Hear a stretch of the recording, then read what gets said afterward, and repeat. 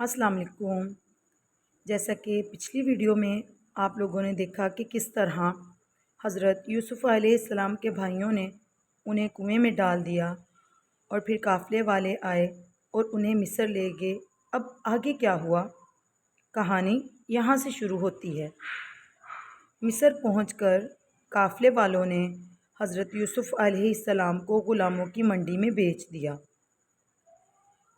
وہاں کے جو وزیر تھے مصر کے، جن کا نام عزیز تھا، انہوں نے حضرت یوسف علیہ السلام کو دیکھا اور دل میں کہا یہ لڑکا عام نہیں ہے۔ اس نے حضرت یوسف علیہ السلام کو خرید لیا اور اپنی بیوی سے کہا اس کا خیال رکھنا، شاید یہ ہمارے کام آئے یا ہم اسے بیٹا بنا لیں۔ اس طرح اللہ تعالیٰ نے حضرت یوسف علیہ السلام کو مصر میں ایک محفوظ ٹھکانہ دیا۔ وہاں وہ بڑے ہوتے گئے اور اللہ نے انہیں علم اور سمجھ عطا کی۔ جیسے جیسے حضرت یوسف علیہ السلام بڑے ہوئے، ان کی شکل و سیرت اتنی خوبصورت ہوگی کہ محل میں سب انہیں پسند کرنے لگے۔ لیکن یہاں ایک اور بڑی آزمائش ان کی منتظر تھی۔ عزیز مصر کی بیوی نے حضرت یوسف علیہ السلام کو برائی کی طرف بلایا۔ حضرت یوسف علیہ السلام نے فوراً اللہ کی پناہ مانگی اور کہا میں ایسا نہیں کروں گا، یہ بہت بڑا گناہ ہے۔ وہ بھاگے لیکن پیچھے سے ان کا قمیض پھٹ گیا۔ اس واقعہ پر جھوٹ کا الزام لگایا گیا اور حضرت یوسف علیہ السلام کو قید خانے میں ڈال دیا گیا۔ قید خانے میں بھی حضرت یوسف علیہ السلام نے صبر نہیں چھوڑا۔ وہاں دو نوجوان بھی قید تھے۔ انہوں نے خواب دیکھے اور حضرت یوسف علیہ السلام سے تعبیر پوچھی۔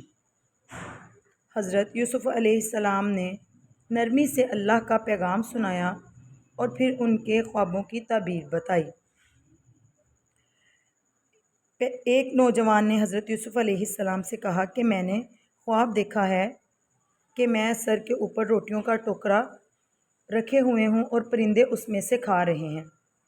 اور دوسرے نے بولا کہ میں نے خواب دیکھا ہے میں انگور نچوڑ کر بادشاہ کو شراب پلا رہا ہوں۔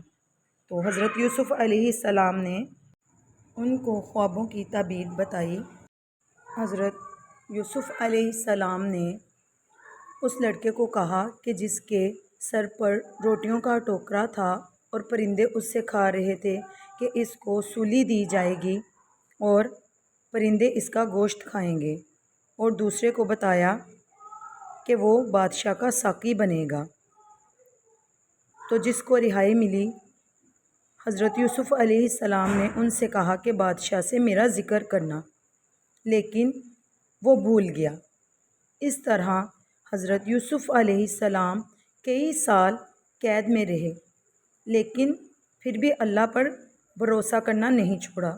اب سوال یہ بنتا ہے کیا قید خانے کے بعد ان کی زندگی واقعی بدل گئی؟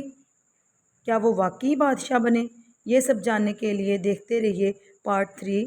تب تک کے لیے اپنا خیال رکھیے گا۔ اللہ حافظ۔